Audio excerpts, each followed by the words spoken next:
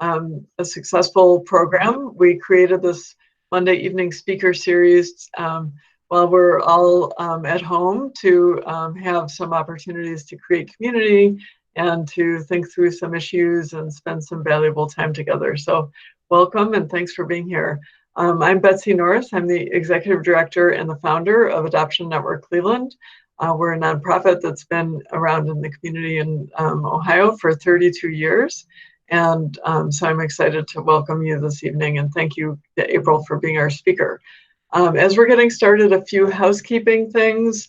So one is that we will be recording this evening's presentation. Those of you who are here other than April and myself probably will not be seen on the screen or will not be seen on the recording, including people that chat.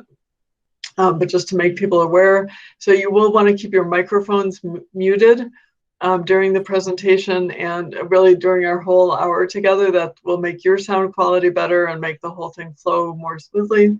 You also might want to consider turning off your camera to decrease the amounts of different things that we see on the screen. If you're on a laptop or a desktop computer, you can play around with the different settings. April, I think, will be using a few slides, and so there's different views, and Spotlight is the main one where you see what's on the screen. If you want to see both her and the slides while she's speaking, there's other views that you can play around with to make that happen. April will be presenting for the first 30 or 40 minutes of our hour together, and then we will have time at the end for questions. Several people did submit questions ahead of time, and April has those. There's a couple different opportunities to submit questions during April's presentation. I will be moderating, facilitating those questions. So if you want to type them in chat, then you can do that, and then we'll make sure that April sees those. Or if you'd like to submit a question more anonymously, you can email the question to me. My email address is Betsy, it's BETSIE .Norris, NORRIS, at adoptionnetwork.org. So betsy.norris at adoptionnetwork.org. And that way your name would not appear in the chat if you've got a question that feels more confidential. So we do hope this series, like I said, helps to build community, helps to give people something to look forward to every week. We're excited to have April be the speaker for our second installation here in our series. We had Sharon Rozia last week talking about loss and grief, instability, and that impact on the adoption constellation. Next week, we're bringing in Leslie Johnson, who is a therapist in Los Angeles and an adoptee as well. And she's going to be talking about dealing with stress and anxiety. And then April 27th is author Kate Vogel. And Kate will be talking about the ups and downs of your adoption story. And when people tell you, you should write a book. I know many of us have heard that. We are in the process of scheduling something for each Monday in May as well, and actually have lots of great things lined up that we'll be unveiling as soon as they're all set. So right now I've got the pleasure to introduce April Dinwoodie, who's our speaker for this evening. April's going to be talking about exploring family culture. I've had the privilege of knowing April for over 5 years and working closely with her when I was on the board of directors of the Donaldson Adoption Institute, and April was the director. April, as many of you probably know, is an outspoken thought leader in the adoption and child welfare community. She's transracially adopted herself and is best known for her work on race, class, and culture. She was the director of the Donaldson Institute for 5 years and presently is making her voice heard as a writer, a podcaster, speaker, trainer, coach, and consultant. So for anyone who might not be fully familiar with April's work, April does have a website, which is aprildinwoodie.com, and you can take a look at more details there. And I will turn it over to April. Thank you so much. Thank you, Betsy. Thrilled to have this opportunity to be with everyone. And thanks to Betsy and Tammy for getting it all together and making this space. It's a joy quite frankly, and I appreciate that. And I have such deep respect, Betsy, for you and all the work that you do. So thank you. It seems fitting to be talking about family culture. I think talking about and exploring family culture is something we should be doing all the time. Yet these days it feels more, just even more urgent and important. So a lot of my work, as Betsy said, is based in talking about and exploring identity, relationships, differences of race, class, and culture. And it's all based on my personal experience being transracially adopted, being involved in advocacy and activism and community building, and being in relationship with all the different members of the extended family of adoption. And to me, that is family of origin, family of experience, foster families, foster youth, adopted persons, and the professionals that oftentimes become like our families. So, first I want to also say that I hope everybody's well and safe, and keeping as positive as possible during these times. So I'm gonna jump in a little bit with just a little bit of about my background. I'll keep it brief because some of you know who I am. For those of you who don't, I was transracially adopted from foster care when I was several months old. I always knew I was adopted. This wasn't something that was a big surprise to me one day. My family's white. I'm not. That was part of the knowing. But adoption was just something that was a part of my life. My parents have 3 children that were born to them, 2 brothers and a sister, wanted another girl. And that's how I became part of their family. Before I was part of their family, I was born, of course. And then after I was born, I was placed in temporary foster care. Part of part of a device that I use is the calendar, and I do that because one, it's ironic that my mother of origin, Helen June, named me June when I was born, and my adoptive parents, when they were sure they were getting a girl, decided that they liked the name April. And so they named me April Elizabeth, not knowing that I was already June Elizabeth. And as I have navigated this life of being transracially adopted, there's been a lot of complexity and some confusion, and of course, joy and beauty. And it occurred to me that a part of how I can organize my thoughts and my life is by using the calendar as a sort of a grounding tool. So I do a lot of deconstruction of the calendar. So, for instance, January is all about recalibrating our relationship to adoption. February is all about love and differences of race, class, and culture. March is about luck and adoption. April, we talk a lot about identity and names. And for this conversation about family culture, I usually ground that in November, which is the month that many of us, not all of us, might honor Thanksgiving or celebrate tradition. Now, what this talk isn't going to be about is whether or not these holidays are grounded in something that we can all really get behind. That's a different conversation. But Thanksgiving is something that whether we celebrate that idea of Thanksgiving and the history behind it or not, we all know that that time is generally a time for families to gather. And usually from that Wednesday, I know for my family, from that Wednesday night through that Saturday or Sunday, we are together a lot.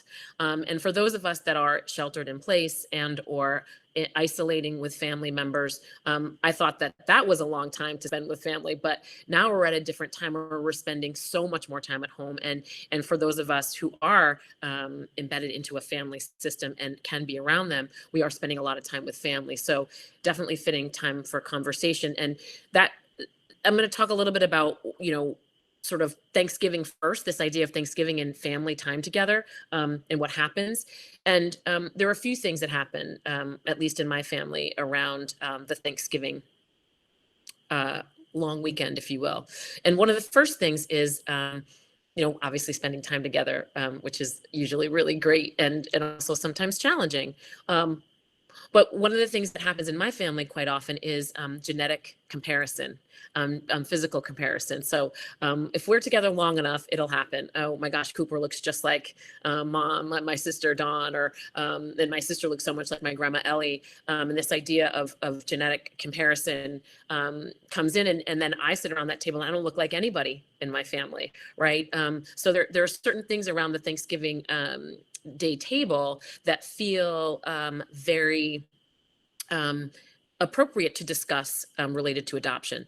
The other thing is you have like sort of family folklore that starts to happen. Like people start telling stories. My dad will start telling a story about something that happened in his family. And some of it's like, did that really happen? But there's family storytelling that happens. And sort of these are the things that sort of build a family culture. So when I thought about Thanksgiving and I thought about talking about it and presenting on it and coaching families and professionals about family culture, I think the first thing that I like to start with is this idea that you have to first reflect on,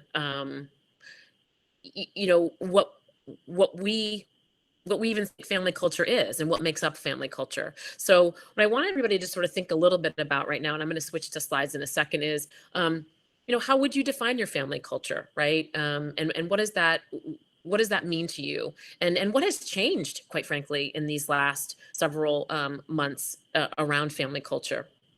And I want you to think about that, and we'll talk a little bit more about that. And then I really want to put some emphasis on why talking about family culture is so critically important and something we don't do very much. And I think we like to anchor culture, this idea of culture, in ethnicity and or race. But there are so many things that make up family culture, and it's important to talk about them. And so I'm going to switch the slides really quickly. And we'll come back to me at some point. So just bear with me while I go to my screen, and I'm going to talk a little bit about family culture more. So here we go. Is everybody here? Okay. All right, so just really quickly, this is I talk about you look just like, this is my sister and her family, and my nieces and nephews all have such a great resemblance to them, and it just goes back to my earlier point about how genetic comparison happens when we're all in a family setting for a long time, or together for many hours, and even not so much it happens. So why is family culture and exploring family culture so important? There's this idea that my family's my business, and what I want to move us to is that family is everyone's business. I particularly think about that with right now what we're going through with virtual school, and where literally schools, teachers are in our living rooms, and we're learning more about family culture, and moving away from what we might have not wanted to share because we didn't have to, and now there's people in our house with us virtually. This idea that we don't need help, we want to move from that to why seeking support is actually healthy, and talking about the things that aren't perfect in our family is okay. And this idea of it might be fun to see where we're from. We talk about DNA and all of these things that we explore through 23andMe and Ancestry.com. And what I'd like to do in addition to that, because I think that's amazing and very meaningful, especially those of us who are adopted, I want to start talking more about unpacking how families actually work, what makes them strong, what opportunities exist in unpacking family culture and exploring family culture. And then I just want to take us back to this idea of all of these things that make up a family culture, right? What do you eat? What holidays do you celebrate together? Where do you live? Do you practice a religion? Are you churchgoers? Who leads the family, right? Do you eat meals together? Do you have family meetings? Are you a loud family, a quiet family? How do you feel about key issues in politics? Are you churchgoers? Do you welcome others? And what does that actually look like? I'm going to rest here for a second because Thanksgiving is a time, right, where a lot of folks talk about our doors are open. Our family is open. We want people to come into our house. And when you talk about this with adoption, I often think like, would family of origin, would birth family be welcome at a table? And what does that look like? And what does that mean? So, and that speaks to a family's culture and how truly welcoming they really are.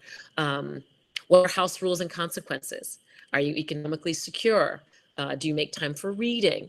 Are you activists? Are you allies? Are you bystanders? What does equity mean to you? Do you engage in politics? Do you watch or discuss the news? Do you even have a TV? Do you play games? Are you early risers? So these are a few things that make up a family culture. And when I do this exercise in a large group, we all break up into small groups and we talk about this. What is something that identifies our family culture that we experienced growing up.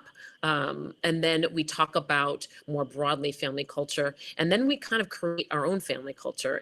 And if we could choose a family culture and create it ourselves, what would that look like as a group? And then there are lots of other fun things that we do when we move people around to different family cultures. But this is really just a quick look at some of the things. And I'm sure I'm missing lots of things. And I would encourage folks to make your own list of things that you think define family culture as you think of exploring this. And again, there are two different layers to this. It's like, what family culture did you experience growing up? And then what is the family culture that you are presently engaged in? And then maybe what does the future of your family culture, what would you like that to be in the future? So now I want to talk a little bit about things that might shift a family culture.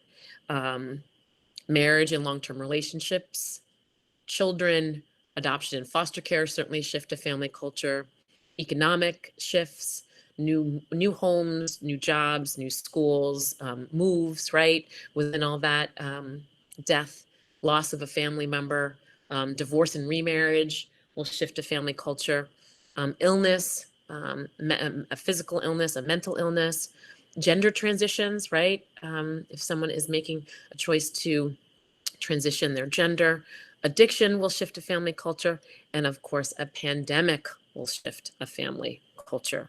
So as we think about what grounds us in family culture, one of the reasons why this is so important to proactively think about when there isn't a crisis is because when there is a crisis, the more grounded you are in that family culture and knowing what your vulnerabilities are, what your strengths are, that is what you can sort of lean into when there is a crisis. And knowing how your family might operate in a crisis is actually really important to understand and have a foundation before there's actually a crisis, right? The best way to solve a problem is to prevent it and or to prepare for what you can. So I think these are just some things that would help us understand maybe what would shift a family culture. And then, so here are some things that I want to talk about a little bit in terms of how can you really think about doing some work around family culture, right? And really one of the first things I think is the easiest thing to do, because we don't always like to look inward. We like to look at other things. So look at another family system. Quite frankly, I don't really care if that's a real family or a family that's on a reality program, or a family that is one that is in your neighborhood. I don't care what family this is. Observe that family culture. And do this as an individual, and then do this as a family. Like, pick a family that you might want to investigate or think about, and really talk about why that family culture was interesting to you. What did you learn? And how is that different from maybe the family culture that you were raised in or that you are experiencing now? I think the next thing is once you have the, once you've looked outward, I think you look inward and take some time to explore and assess your family culture. What makes your family strong? What are some weaknesses or opportunities? And again, do this as a family and do this as individuals. One of the things that floors me is I do a lot of work with transracial families that have adopted children of a different race, and a lot of times it doesn't occur to families, usually white families, predominantly white families who adopted Black or brown children. It doesn't occur to them that their family actually has a culture, and that they have to sort of think about some of the things they do as a family that's likely experiencing a lot of white culture, how they can investigate that and kind of sit with that, and then figure out where the opportunities are to really authentically shift their family culture with purpose in service to their child's culture. So when we think about assessing our family culture, I hope this exercise happens at any point, but I really hope it happens if there's going to be adoption in a family system that is part of a family system, and I hope that happens before the adoption happens. But to be clear, I don't care when it happens. I just hope it happens. No matter where you are, I hope that you will think about exploring family culture and take action. I think another thing is decide together what's private and why. A lot of the work that I do is very exposing to my family. And as an adopted person, there can be a lot of guilt, there can be a lot of a lot of thought that goes into what I share and why. I think I've been able to come to a place where I share what I share, as painful and hard as it sometimes might be, because I want to educate and I want to change things for other children and families.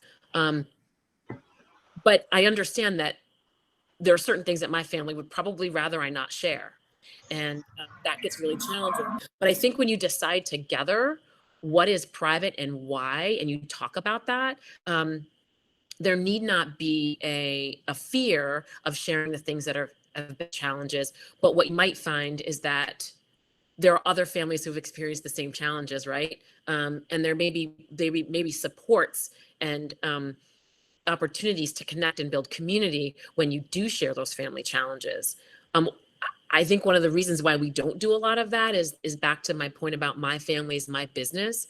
We've individualized so much of our lives and our private family lives, and sometimes that is protective, but also sometimes that it creates some barriers and some walling off and some closing off. So I hope that we can move to a place of not judging family systems that are struggling and challenged for any reason, but rather see the similarities in our own families and figure out how we can help each other, and of course lean into services as needed.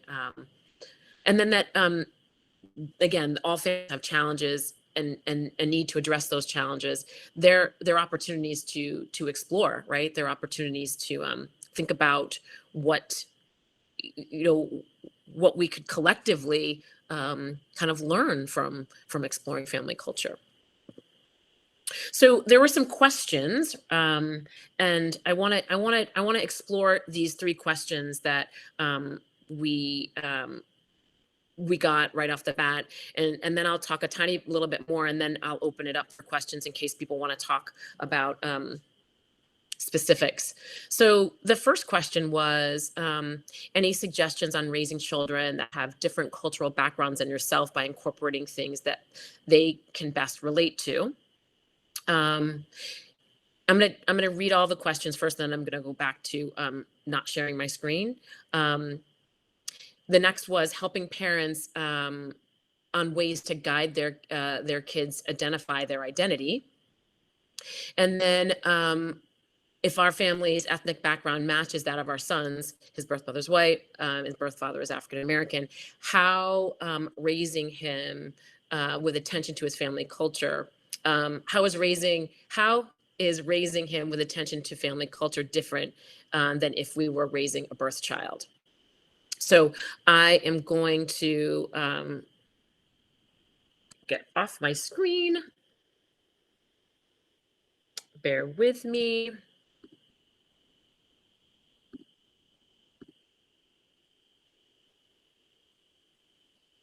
Am I back?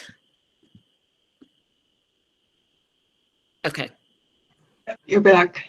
Good. Okay, cool. Thanks you. So thanks so much. I appreciate that. So, all these questions are rooted in a similar nature, and that is really, if we're not the same with culture, race, ethnicity as the child that we now welcomed into our family, how do we help them create a healthy identity? How do we help them? How do we help bring in culturally relevant elements to their life?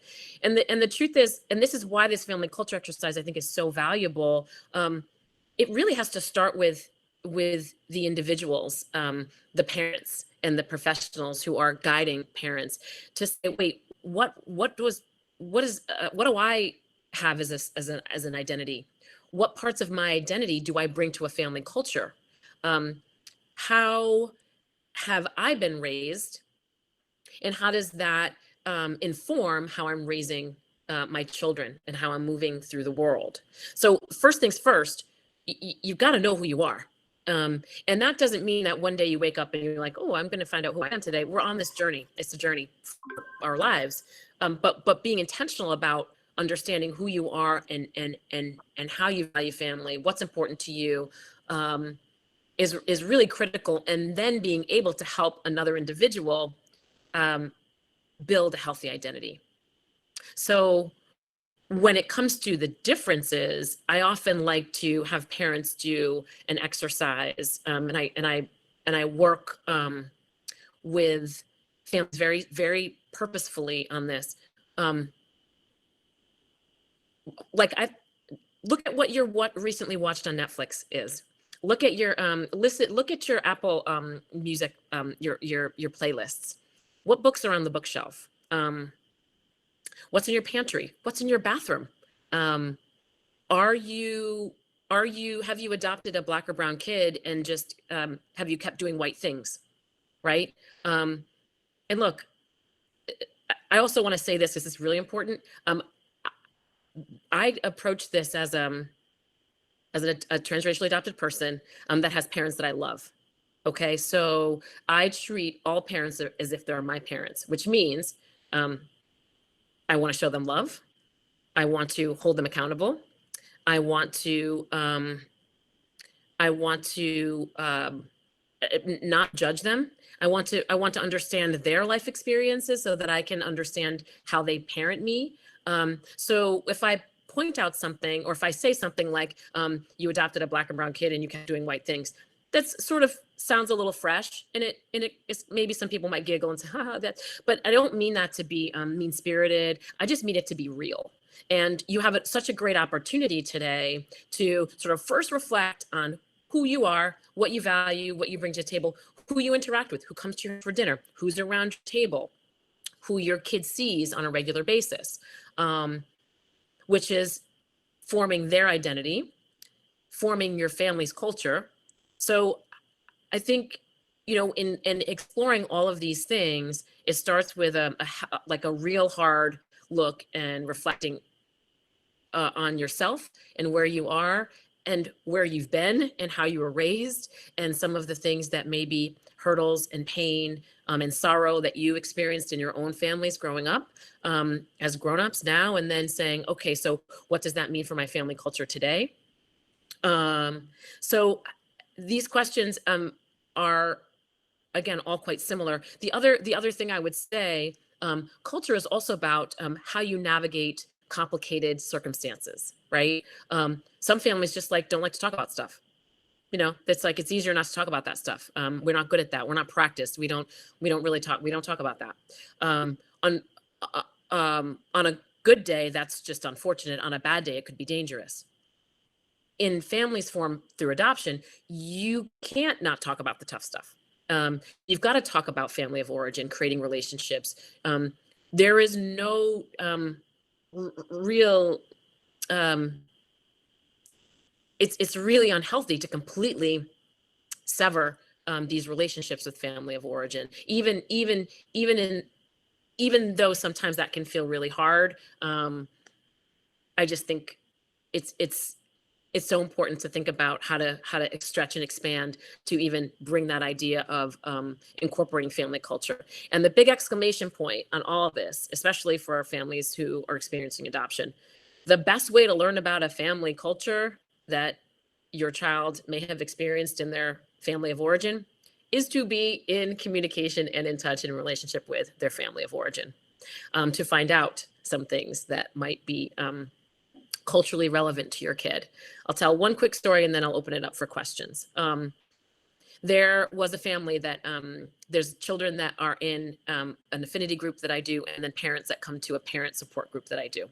And the parents are Jewish, and the children, one was adopted from Colombia and one was adopted in the United States. Both children were transracially adopted. Oh, here I go. Uh-oh, something popped up on my screen. Sorry about that. So there was a time when someone we mutually knew saw them, remember the parents are Jewish and the children are adopted transracially. The children had, the family, one of my friends bumped into the family and they said, hey, they were buying a Christmas tree. And the children said, it's the school psychologist who I work with was the one that bumped into them. And they said, oh, hey, we're buying a Christmas tree. And the boys were like, yeah, we thought in our family of origin, we might have celebrated Christmas and we wanted to try that. And the mom and dad said, so we're buying a Christmas tree. And then to the side, the mom went to the school psychologist and said, wouldn't April be proud? And I think that's how you stretch a family culture. That's how you change a family culture. You break and make new traditions, all in service to your child. So with that, I will open it up to some questions. Betsy, I don't know how you want to moderate this. Sure. Yeah. The only question that we have so far actually is about your slides. Somebody was hoping that your slides would be available after the presentation, that you would share them. Yeah, I'm happy to. I'm happy to share them. I can do a Dropbox to you, Betsy, and share them. Absolutely. Okay. Yeah.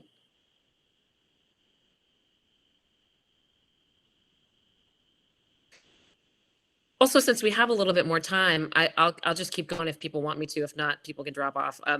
But that's more of the formal piece that I had. But also, one of the reasons why I feel like there's such an opportunity to explore this idea of family culture is because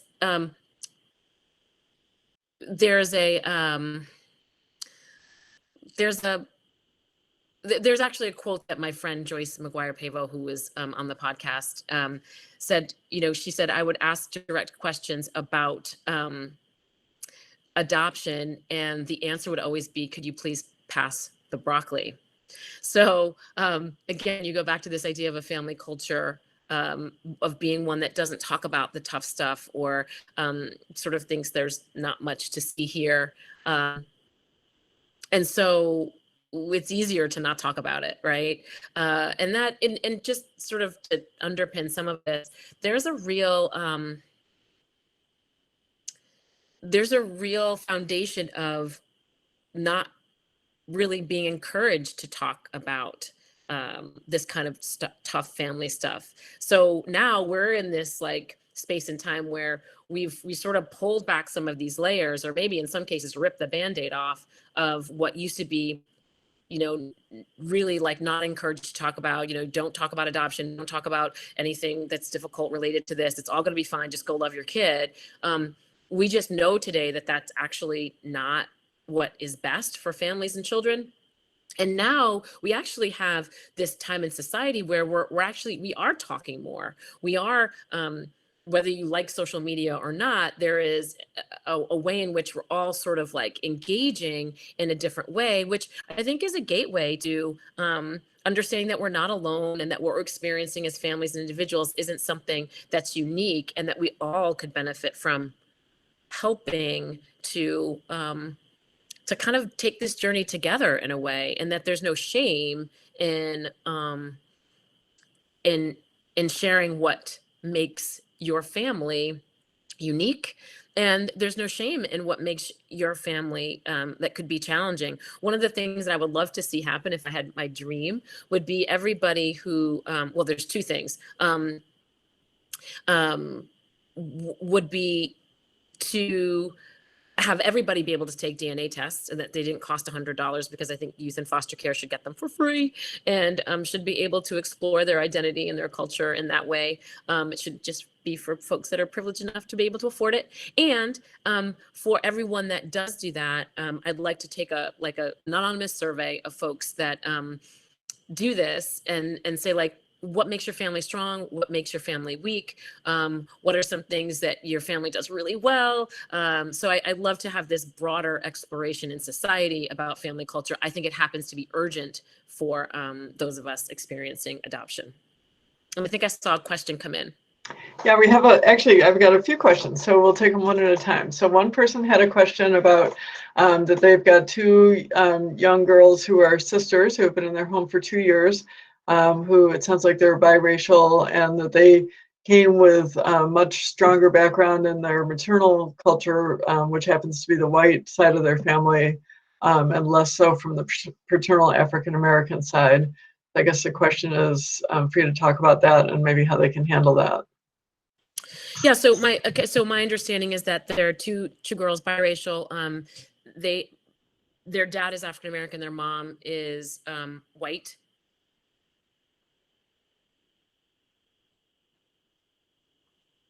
Yes. Okay. Yes. Yep. And so, I mean, I think here's the thing. I mean, this is right in my sort of personal experience. Like, my birth mom was white. My family of experience that raised me is white. I still don't know who my biological father is. He's likely a man of color, or he is a man of color, right? He has to be, right? We already know this through my DNA that I found. So I feel much less, I felt much less connected to that even growing up. Or in my young adulthood, I started to think more about what it meant to have a Black father. And I was intentional about understanding Black culture, moving to Harlem, being more rooted in that. I think for parents, biracial doesn't mean white, right? We know this. Biracial means you're of mixed race, and you've got all these layers to honor, and to love, and to explore, and to be protected, and to have protection. One of the things that one of my dear friends said to me once was, April, why do you always talk about being Black and biracial? Why don't you ever talk about being white? I said, because none of the issues I've ever had in life has ever been about being white. So I feel like, it takes a lot of intention to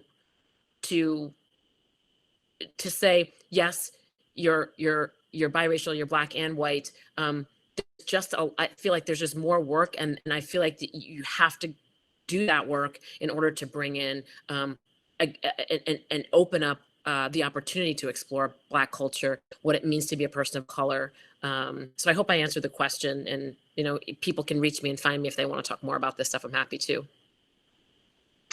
Thank you. Moving on to another question. We've got a 13-year-old who's watching with, I think, his mom, and he or she wants to know what your family did to support you in your culture. So, this is a really interesting question. We didn't do a lot to support Black culture in my family. My family's, my mom is Scottish, and my mom's Italian and English, and my dad's Scottish and English, and so we really didn't have a lot of like one cultural element, but we certainly didn't have a lot of Black culture, or any Black culture really, in my family. But what's unique about my family is that they gave me this like this inexplicable way in which to be confident in myself. And they didn't hold me back from exploring that, right? So somehow or another, there are some folks that I know that are like me, that are adopted into white families, that see a white person in the mirror. I've never seen a white person in the mirror. I've never wanted to be white. Doesn't mean that white is bad. It just means that that's never how I felt about myself. And I think it's because my family, especially my mom, was just so clear in who she was, and she was strong. It was strength was the guiding principle, versus race. And so I feel like, while not going down the path of being really committed to culture, there was something about the identity of being strong as a woman that I did get, that allowed me to explore more of my racial identity without feeling like I had to compromise myself or my family in any way. I hope that makes sense. Now, do I wish more happened? Absolutely, I do. That's that's truth. But there's also something that has been so grounding and real about my family, that and there was never a no, you're not exploring that. No, that's not what we do in this family. So it's hard to put into words, but I think any family today is really it's your job. It's really your job to make sure you're getting all of that expansive culture in service to your kid. And there's much more to do. There's much more access to information today than there was. So get after it. Thanks. I'm going to combine a couple other questions that we had together. So the next question after that was if your family could have done anything differently, and I think you addressed that a little bit. But we do have one person who specifically says that she's got two teen boys who are African American, who came to their family both from the hospital as newborns. And they've been exploring their Black identity by listening to music, talking and behaving, making choices that aren't necessarily consistent with their family values. And so as parents, how do they allow them to continue to explore while also being true to their own family values?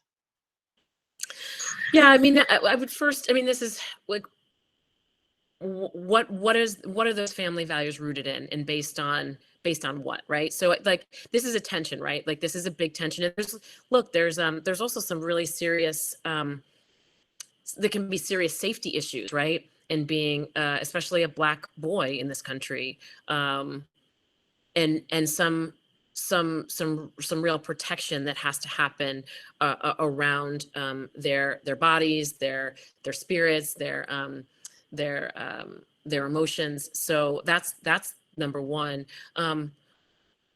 Who is around your family? Are there Black role models for these young men? And are there voices of strength that might be part of your family system, your extended family system, that might be able to engage with the boys around what it's like to be a Black man in America, and why it's important to be thinking about your actions. And I think there's a balance. I think that there are some things that I'm sure that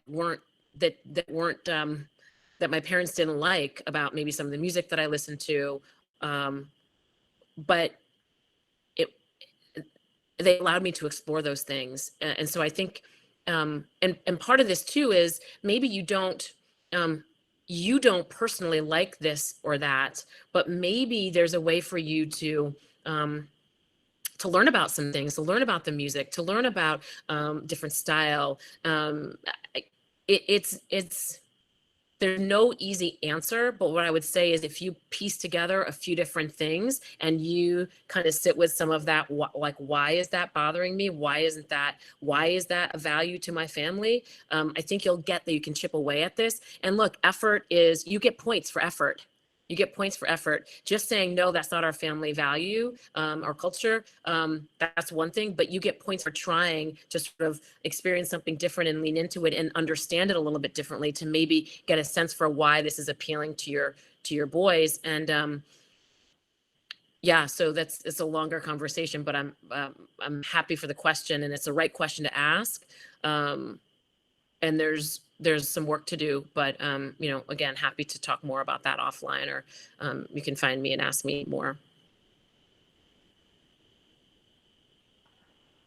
Okay, I'm going to combine a couple questions again, and the answers can be combined or separate.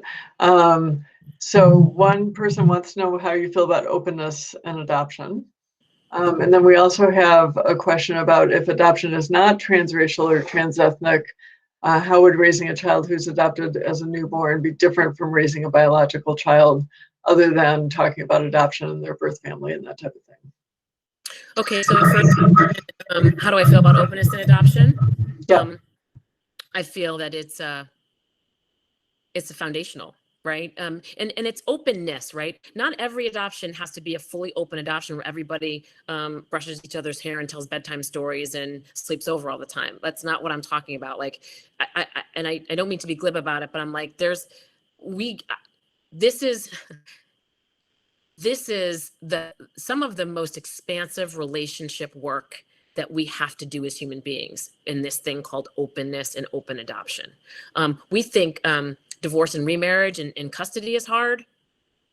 Adoption and open adoption it can be even more difficult, right? And it's not easy to do. So I think openness is critical, and that means that information has to be shared, transformational dialogue has to happen, a real, I think about in-laws when I think about this idea. Like everybody who understands, it may not have in-laws, but you understand the idea, which is people you wouldn't know that aren't biologically connected to you, that you work at a relationship for because you have someone that you love that's tethered to them. That's how I feel like we have to work within the adoption experience, where you have these people, you may not like the way they operate, you may not be really interested in what they do and how they do it, but they're attached to your kids, so you got to find a way to make a relationship with them, and that's easier said than done. But so openness and healthy relationship to adoption through having good information and leaning into some of the toughest relationship work that we do as human beings through adoption is all an opportunity, but it's big work, and it's not always easy. But don't leave it up to your kid. I'll tell you that, because you don't want to wait until navigating these relationships as a grown-up is hard. It's really hard, and it's awesome. I'm so excited that I have some connections to family of origin, but it's really, it's hard. And there's no other way to say it. It's just something that takes a lot of work over a lifetime. And again, you don't all have to be like singing Kumbaya and like happy around the campfire, but there's got to be an effort to make those relationships happen early on as possible. Okay, and I think there's a question about what if it's not transracial or transethnic, what's different about raising an adopted kid versus a kid that you are connected to biologically? Is that right? Yes. Yeah. Look, let me just be clear. Like, it's different. But it's not that there's not love. It's not that there's not a deep familial connection. Like, that all is real. It's just like you're not born to them. Like, I wish I was biologically connected to my mother. I do feel a deep familiar family connection to my mother, and I wish she gave birth to me. But she didn't.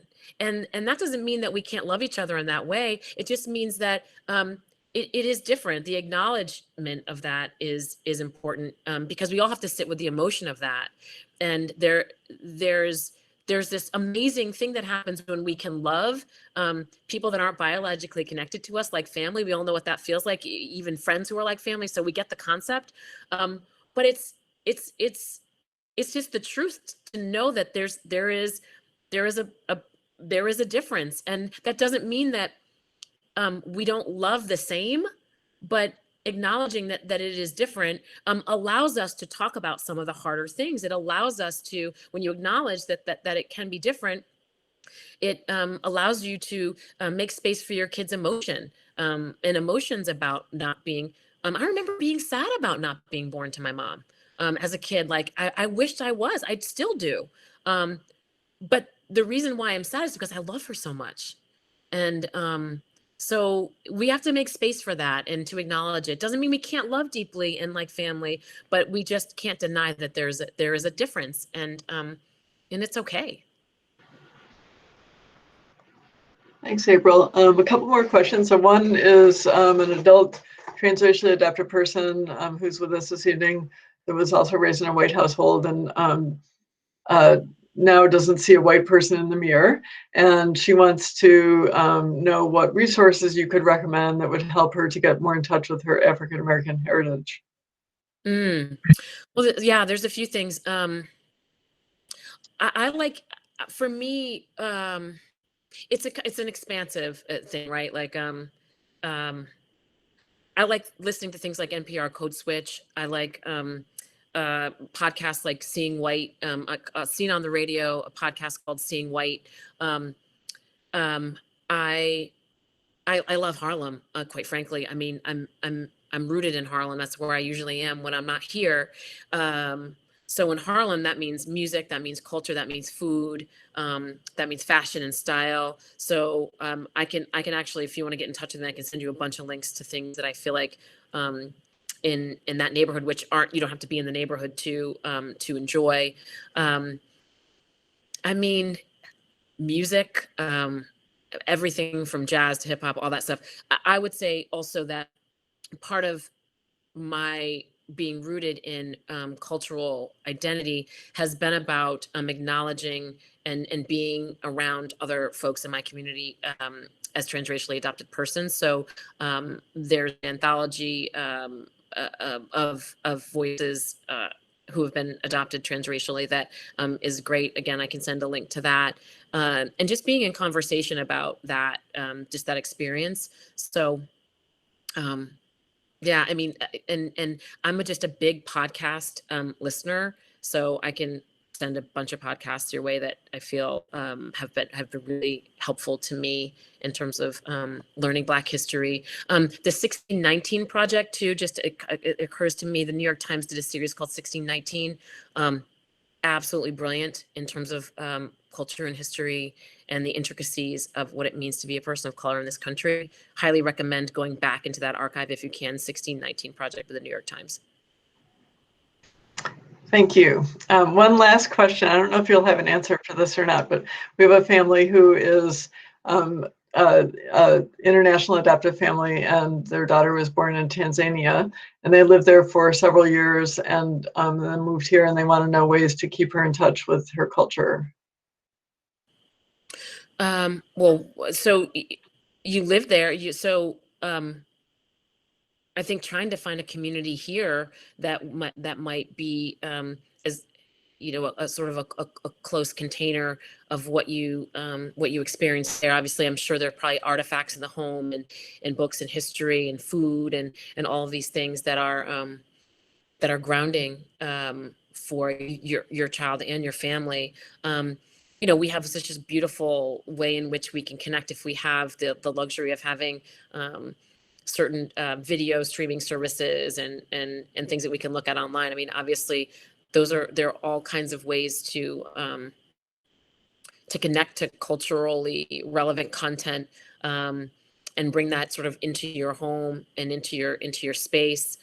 So I would just say, kind of keep that spirit of what you felt and what was probably brought you a lot of joy into the home. And then also like just deep history. I mean, I think every country, every African country for sure has a rich and deep history. So, just really digging through that and looking at maybe poets or artists that are rooted in that country. And the other thing I'll say about this, and this might be a good note to close on, is that a lot of times I feel like, and what I love about some of these questions, so I just want to give a note of gratitude and just thanks for the way these questions are positioned. oftentimes I think as parents and professionals, we sort of don't think it's our work to do. It's something that we sort of provide, and then it's our kids' work to explore. But it really is like, you've got to be genuinely interested in these things in order for your kid to see that you're interested, and then they may take an interest in it.